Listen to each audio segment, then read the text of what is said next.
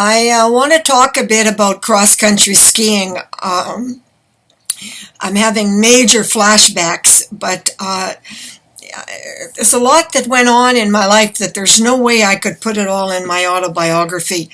And besides swings, on the swings, it uses your whole body and it's a cardio workout. There's no greater exercise if you can to get out to cross-country skiing. But it can also be dangerous, and I am guilty. The fact that I got to 83 is a miracle, because I'm very guilty of taking terrible risks. I was so determined to pull out of these paralyzing and crippling attacks in my legs, and I took them all my life. I once was dancing on stage, and in the middle of a performance, my legs gave out and I went down like a ton of bricks. That was way back in the 60s, 1967 or something.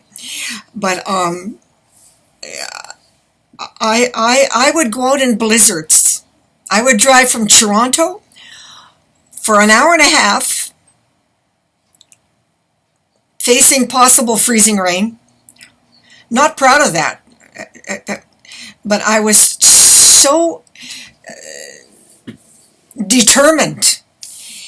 And the only time I really got strong was in cold weather. I started when I was 5 years old. I would sneak out at night and I would roll around in the snow. It's the one happy memory I have of my psychopathic father. Despite all his violence and sadistic cruelty, it's the one happy memory I have, is that he would come home from the midnight shift, see I wasn't in bed, and it became a routine.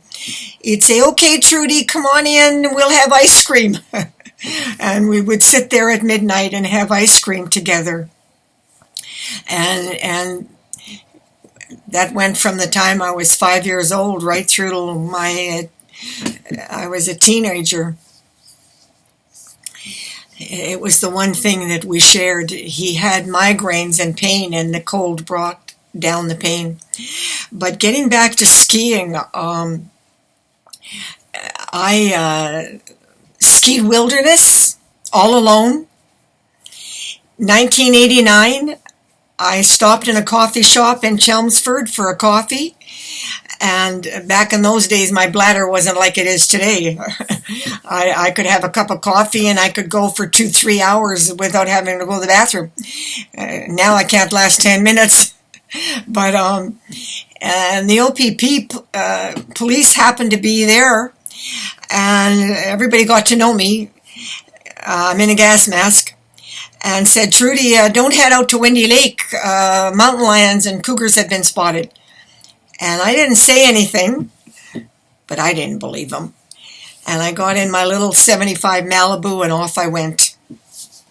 Now, this car was rear-wheel drive and she fishtailed all over the place.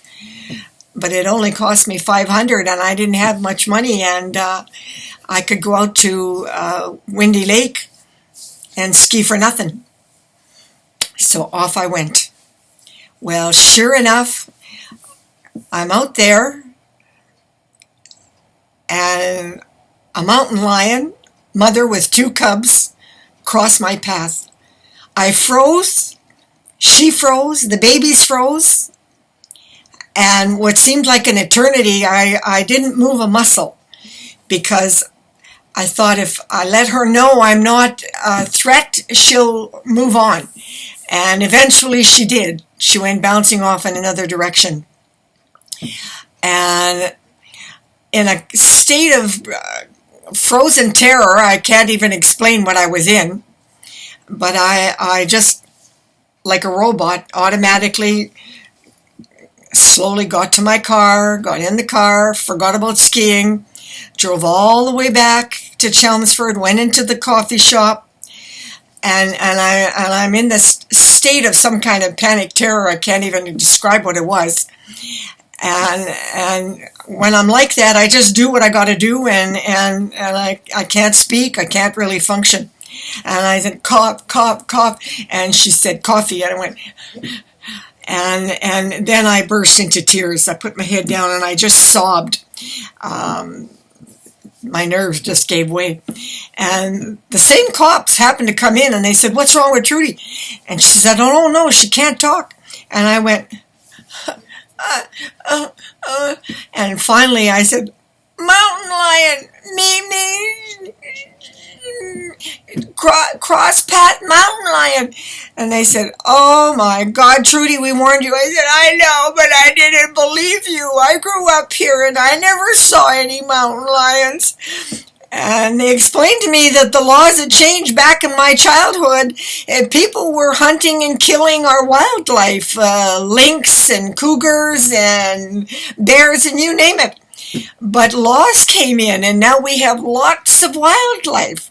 And they said, "You got to stop going out into the wilderness all by yourself. You join a club."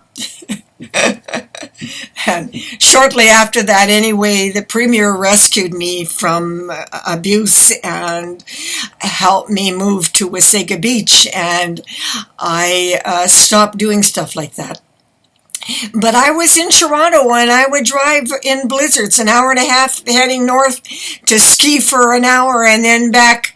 And when I moved back in 2009 to Sudbury, I did the same thing. I'm in a Cavalier, and that was a piece of junk. I bought that brand new from the factory, and from day one it was garbage. But I drove in a blizzard, and I've got videos of that on my GoPro of Capriol, and I'm out there, when it was bad weather and they couldn't groom or something, they would close the chalet. There was nobody there. So I was still taking these terrible risks, and I would take the mountains, and I would go down these major steep hills. I got one that I call Kaplush. I survived falling. How many times, I don't know. And I'd ski all by myself, and I had, if I was in trouble, there was nobody around. Nobody was out there skiing in conditions like that but me. And I admit I did the same thing in Walden. I'm 81 years old and I'm out there skiing on ice. It happens to be my favorite video because, whoa, that was crazy. But that something in me, I don't know what you call it, it kept me going, and it would pull me out of the attacks, and it kept my legs going until 2 years ago. And then global warming, frankly, took me down. I wasn't able to ski any hills at all last year, and I don't know what I can do this year. But skiing across country is a wonderful sport, but do join a club. They're not that expensive, truthfully, and the equipment isn't that expensive, truthfully. And there is, you're using from the top of your head, your tip of your toes, and your hands and arms, and every part of you is getting a cardio workout, and your muscles, and highly recommend it if you can. And if not, go to a park and go on the swings.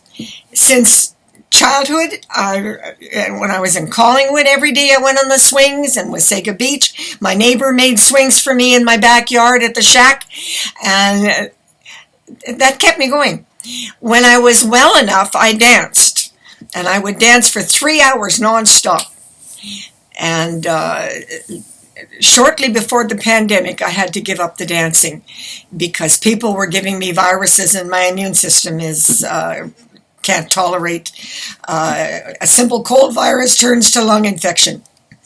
And I don't know how long I have to live, so I just wanted to let people know that because I can no longer get a flu vaccine or anything because my government canceled the funding for seniors and people with autoimmune disorders.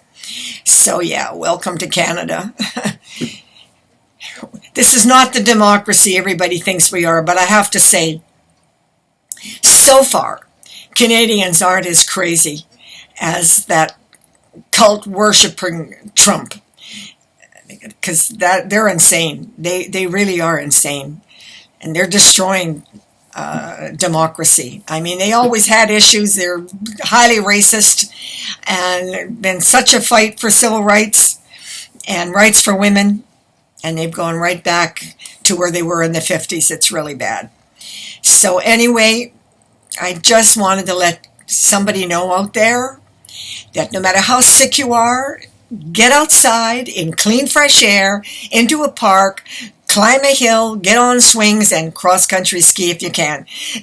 Downhill is very expensive, and frankly, I found it really boring, standing in a stupid lineup for a half an hour to be down in 10 minutes. I mean, I did it, but there's nothing like cross-country skiing. Okay, over and out.